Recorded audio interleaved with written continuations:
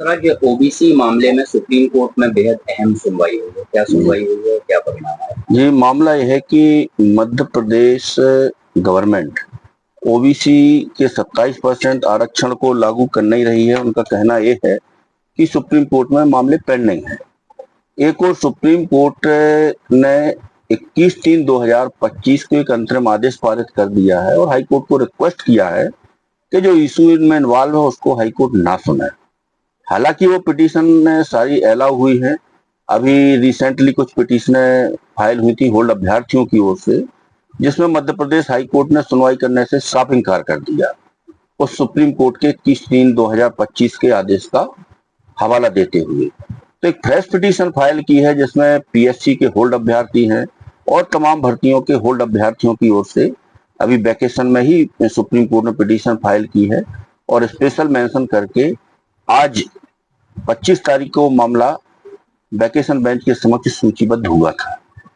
इसमें आज जो महत्वपूर्ण सुनवाई हुई है तो कोर्ट को यही बताया कि जिस अंतरिम आदेश दिनांक 19/3/2019 के हवाले से मध्य प्रदेश सरकार ओबीसी का 27% आरक्षण लागू नहीं कर रही है, वो ऑर्डिनेंस समाप्त हो चुका है और विधानसभा द्वारा अगस्त 2019 में कानून बना दिया गया है और वो कानून ना तो माननीय हाई कोर्ट ने स्टे किया है ना ही सुप्रीम कोर्ट ने स्टे किया है।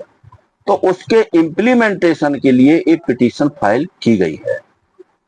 कोर्ट ने थोड़ा सा इसमें आश्चर्य व्यक्त किया कि जब विधानसभा का बना कानून है तो इसके इम्प्लीमेंटेशन के लिए सुप्रीम कोर्ट आने की जरूरत क्यों पड़ी।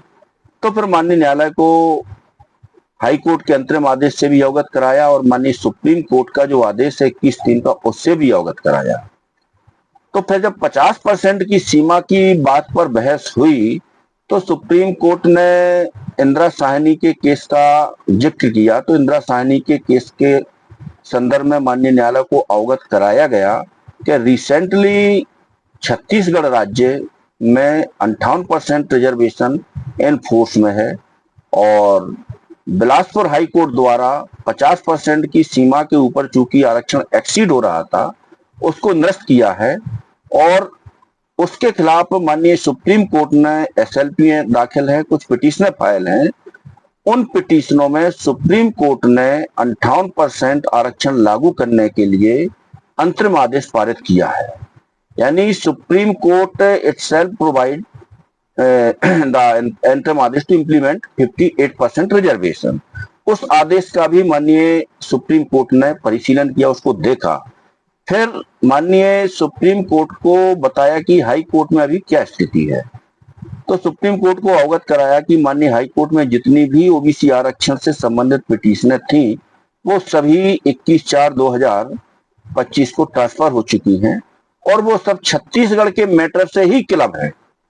तो जो छत्तीसगढ़ हाई कोर्ट में के आदेश को स्टे करते हुए सुप्रीम कोर्ट ने अंतरिम आदेश दिया है और स्टेट ऑफ छत्तीसगढ़ को परमिट किया है 50% के ऊपर इंप्लीमेंट करने के लिए, तो वो आदेश मध्य प्रदेश में भी लागू कर दिया जाए। तो माननीय सुप्रीम कोर्ट ने इसमें कहा कि छत्तीसगढ़ की और स्टेट ऑफ मध्य प्रदेश की स्थिति डिफरेंट है और फिर भी इस मामले में आप नोटिस कर रहा हूं स्टेट गवर्नमेंट को एडवांस कॉपी आप दीजिए और 4 जुलाई को इस प्रकरण की हम सुनवाई करेंगे। उम्मीद है कि 4 जुलाई को कुछ खुश खबर बच्चों के लिए सुनने मिल सकती है। तो सर एक तरीके से यदि इस पर फैसला आता है तो ओबीसी वर्ग के साथ अनारक्षित वर्ग को भी हाँ, ये बहुत अच्छा प्रश्न है आपका। इसमें अकेला ओबीसी वर्ग के ही बच्चे सफर नहीं कर रहे हैं, इसमें 13% अनारक्षित वर्ग के भी बच्चों को होल्ड किया है।